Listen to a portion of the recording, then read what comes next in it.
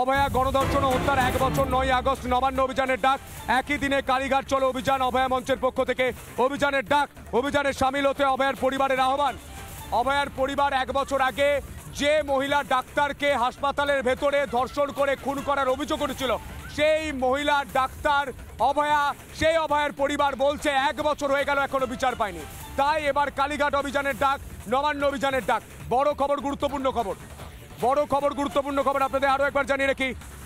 আরো বিস্তারিত জানবো আমাদের সঙ্গে রয়েছেন আমাদের প্রতিনিধি ভাস্কর। ভাস্কর, এই মুহূর্তে কি তথ্য উঠে আসছে ভাস্কর?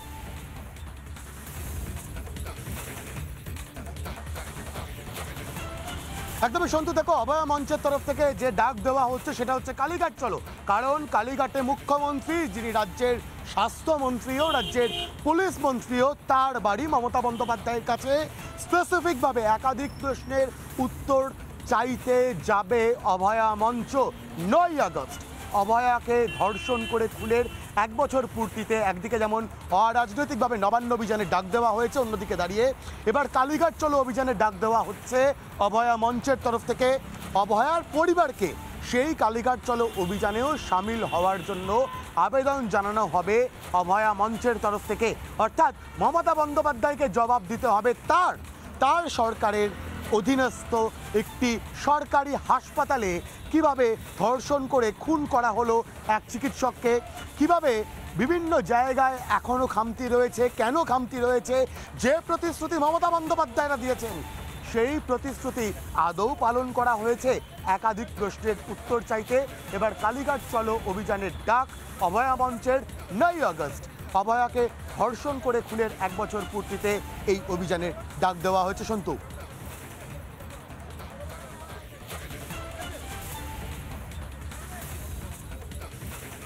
বেশ ভাস্কর, অভয়া গণধর্ষণ এবং হত্যার 1 বছরে 9 আগস্ট নবান্ন অভিযানের ডাক। একই দিনে কালীঘাট চলো অভিযান, অভয়া মঞ্চের পক্ষ থেকে অভিযানের ডাক।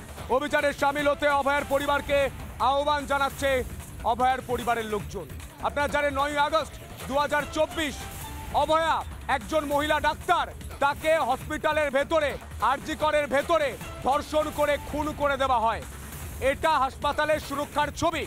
1 বছর ধরে গোটা দেশ, গোটা পৃথিবী, গোটা রাজ্যের মানুষ প্রতিবাদ করেছেন, আন্দোলন করেছেন, আজ পর্যন্ত বিচার পাওয়া যায়নি। অভয়ার পরিবার বলছেন যে এই পুলিশ তার তথ্য প্রমাণ প্রথমেই লোপাট করে দেয়। এই সন্দীপরা যারা হাসপাতালের মাথায় বসে থাকে মমতা বন্দ্যোপাধ্যায়ের আশীর্বাদে, তারা তথ্য প্রমাণ লোপাট করে দেয়। আজ 1 বছর হয়ে যাওয়ার পরেও তার বাবা মাকে চোখের জল ফেলতে হচ্ছে।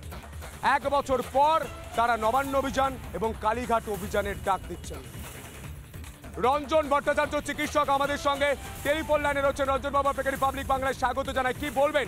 1 বছর হতে চলল শুধুমাত্র পুলিশ এবং এই সন্দীপ কিছু লোকেরা তারা তথ্য প্রমাণ লোপাট করেছে বলে আজ পর্যন্ত এই মামলায় সেভাবে ওই সিভিক ভলেন্টিয়ার ছাড়া বড় মাথা কেউ ধরা পড়েনি। কি বলবেন?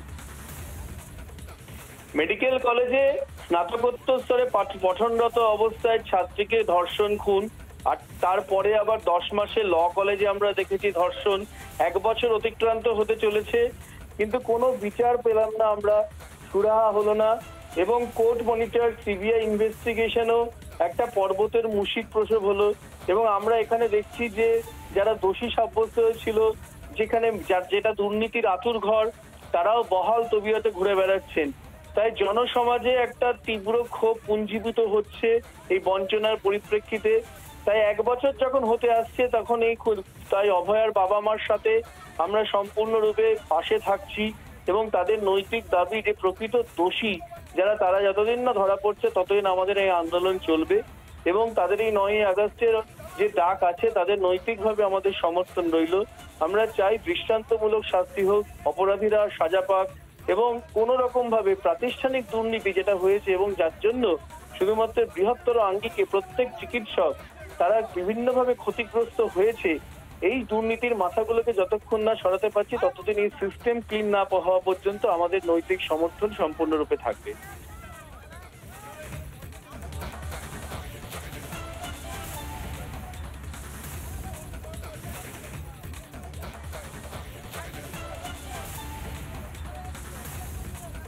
বেশ অসংখ্য ধন্যবাদ আপনাকে। অভয়া গণধর্ষণ ও হত্যার 1 বছর 9 আগস্ট নবান্ন অভিযানের ডাক, একই দিনে কালীঘাট চলো অভিযান, অভয়া মঞ্চের পক্ষ থেকে অভিযানের ডাক, অভিযানে সামিল হতে অভয়ার পরিবারকে আহ্বান। অভয়ার পরিবার তারাও বলছেন যে যেভাবে 1 বছর কেটে গিয়েছে, 9 আগস্ট তাপস রয়েছে এই মুহূর্তে, তাপসের সঙ্গে কথা বলার চেষ্টা করি। আরজি করের আন্দোলন সামনে থেকে দেখেছেন আপনারা, তাপস, ডক্টর প্রামাণিক, আপনি কি বলবেন? 1 বছর হতে চললো, গোটা পরিবার তারাও এবার আন্দোলনে নামছে, বাংলার মানুষ আন্দোলনে নামছে, নবান্ন অভিযান কালীঘাট অভিযান করছে, কি বলবেন? দেখুন, গোটা 1 বছর ধরে তারা এখনো পর্যন্ত জাস্টিস পায়নি এবং তার মা বাবা প্রতিদিন একবার লোয়ার কোর্ট, একবার হায়ার কোর্ট, বিভিন্ন জায়গায় গেছে। প্রথমত কলকাতা পুলিশ তদন্ত তো সঠিকভাবে করেইনি এবং তার পরবর্তীকালে যেটা দেখা গেছে, সিবিআই এর কিছুই তদন্ত করেনি টিল নাও। হাইকোর্টে এরপরে 18 তারিখে ডেট আছে, নেক্সট 18 আগস্ট, এবং এত লুপ হলস আছে। এবং লোয়ার কোর্টের যে জাজমেন্ট এসছে, সেখানে কিন্তু লোয়ার কোর্টের জাজ তিনি নিজেও বলেছেন যে শুধুমাত্র কলকাতা পুলিশের যে যে ডকুমেন্টস বা যে এভিডেন্স দিয়েছিল সেইটাকে মাইক্রোস্কোপের নিচে রেখে সেটাকে প্রডিউস করেছে, কোনো রকম সেই অর্থে তদন্ত কিছু করেনি এবং তদন্তে অনেক লুপ হলস রয়েছে। সেই তদন্তের জন্যই তারা হাইকোর্টে আবার ফার্দার ইনভেস্টিগেশনের জন্য তারা রিট পিটিশন তারা আবার অ্যাপিল করেছে।